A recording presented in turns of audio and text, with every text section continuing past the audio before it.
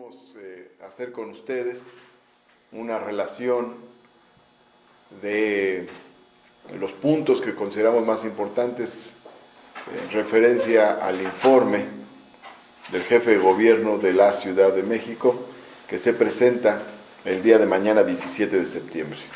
Para empezar, consideramos que en el tema del presupuesto hay una responsabilidad directa del gobierno de la Ciudad de México por la forma en que ha llevado a cabo la relación con el gobierno federal. Esta relación ha sido una relación de subordinación al gobierno federal. El gobierno de la ciudad perdió autonomía, perdió fuerza, perdió el respaldo de la ciudadanía, y esto nos ha llevado ahora a esta circunstancia en la que el gobierno federal está tratando de disminuir los recursos para la Ciudad de México. También un punto fundamental del balance que tiene que hacerse mañana se refiere a hay una compra del voto como si estuviéramos en zonas rurales del país, y esa compra del voto se realiza con recursos públicos que pone en juego el propio gobierno de la ciudad. No obstante que este fenómeno se da acentuadamente en delegaciones que gobierna el PRD, que es parte del balance, el gobierno central es un actor directo del fenómeno de la compra del voto. El gobierno de la ciudad desvió cuantiosos recursos, cientos de millones de pesos, están acreditados hasta ahora 700 millones de pesos, pero podrían ser más, para el llamado programa de empleo temporal, también conocido como empleo electoral. Desde ahí, desde el gobierno de la ciudad se contrataron a más de 50,000 trabajadores temporales. Es el momento en el que el gobierno de la ciudad no ha dado a conocer la lista de esos que fueron contratados, en una opacidad total y en un vulgar operativo de compra del voto.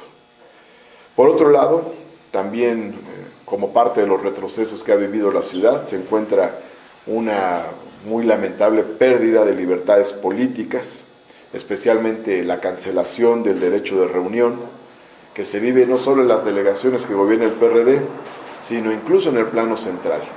A lo largo de este año fuimos testigos de cómo en delegaciones como Venustiano Carranza, Gustavo Amadero y Coyoacán, reuniones de militantes de Morena, de otras fuerzas sociales o políticas, fueron desmanteladas con lujo de violencia, con el uso de golpeadores, y simple y sencillamente se impidió la realización de reuniones a las que tiene derecho cualquier persona en la Ciudad de México. Pero esto ocurrió también en el Zócalo de la Ciudad de México, donde se impidió que Morena pudiera realizar una movilización en solidaridad con los maestros del país.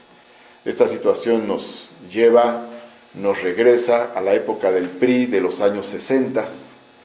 Por otro lado, también el gobierno de la ciudad ha empoderado a un conjunto de gobiernos delegacionales que se distinguen por la violencia, que son los que he puesto como ejemplos, particularmente en Coyoacán, Venustiano Carranza y Gustavo Amadero. Hay también, por otro lado, una severa crisis ambiental, decisiones que tienen que ver con el tema de la movilidad, muy equivocadas, y también, por otro lado, el grave desorden urbano que tiene diversas consecuencias.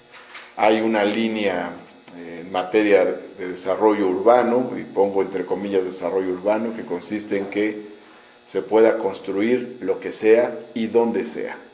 En la administración de Mancera ahora se construyen barrancas, se construye en la parte sur de la Ciudad de México, son nuestros pulmones, donde se da la mayor filtración de agua para que subsista la ciudad, se construye donde no existen autorizaciones, en fin. Y esta línea de desorden urbano también ha traído como consecuencia la privatización de espacio público. De igual manera, ha habido abusos frecuentes contra la ciudadanía, particularmente una suerte de terrorismo fiscal que se expresa, entre otros, en el llamado reglamento de tránsito, en el que además, con el pretexto de un nuevo reglamento de tránsito, se introdujo un negocio privado, que es el de las fotomultas, donde particulares se quedan con la mitad de lo recaudado por concepto de multas de tránsito. Se calcula que 2 empresas se quedarán con alrededor de 3,000 millones de pesos. Existe en la Ciudad de México, finalmente, un estancamiento en materia de política social. Durante el gobierno de Andrés Manuel López Obrador se construyeron grandes derechos sociales como la pensión de adultos mayores, la beca de discapacidad, o por ejemplo también los programas de útiles escolares, el apoyo a unidades habitacionales de interés social, entre otros. En la administración del propio Marcelo Ebrard se hizo la beca Prepa Sí, también un gran programa universal, el seguro del desempleo, los comedores comunitarios, entre otras medidas. Y en la actual administración no se ha construido ningún nuevo derecho social. Se ha hecho una gran publicidad al programa de Médico en tu Casa, pero en realidad es un programa con una implantación muy limitada que ni siquiera ha penetrado en el imaginario de la población. La política social se encuentra estancada e incluso hay muchas personas que tienen derecho de acceder a muchos derechos o programas sociales en la ciudad y se encuentran en listas de espera cuando la ley no establece que haya la existencia de listas de espera. Establece que hay derechos y se tienen que cumplir. Prácticamente con Mancera se termina la ciudad del bienestar que se empezó a construir desde el ingeniero Cuauhtémoc Cárdenas, que agarró una fuerza sin precedentes en el gobierno del licenciado Andrés Manuel López Obrador. De esa ciudad del bienestar, pues pasamos a la entidad con mucho malestar. En realidad nunca había habido una cantidad de ingresos como los ha tenido Mancera. La solidaridad y el apoyo y la responsabilidad de los contribuyentes capitalinos ha sido verdaderamente excepcional. Los ingresos producto de impuestos, derechos, no tiene prácticamente un antecedente como ahora. La ciudadanía ha cooperado con el gobierno y las participaciones y los fondos que se han discutido en la Cámara de Diputados, particularmente el Fondo de Capitalidad, le han dado al gobierno una cantidad inmensa de recursos. Pero eso no se traduce en obras, no se traducen en ampliación de derechos sociales, no se traducen en una mejor infraestructura, sino que han crecido los índices de corrupción, de dispendio. Prácticamente se canceló todos los proyectos de austeridad y de manejo eficiente de los recursos. Estamos una entidad con mucho malestar, las encuestas así lo indican. Hoy sale una publicación como entrevista en un periódico del país y lo que denota es una obsesión contra Morena, una obsesión para destruir política y electoralmente a Morena. Es una decisión peligrosa porque lo que veremos es un uso faccioso de los recursos públicos, el predominio de pandillas electorales en la delegación de Coyoacán, de Gustavo Madero, de Venustiano Carranza, de Álvaro Obregón, es decir, la formación de grupos de choque directamente manejados por el gobierno de la ciudad y por el Partido de la Revolución Democrática para impedir el ejercicio libre de los votos en los procesos constitucionales.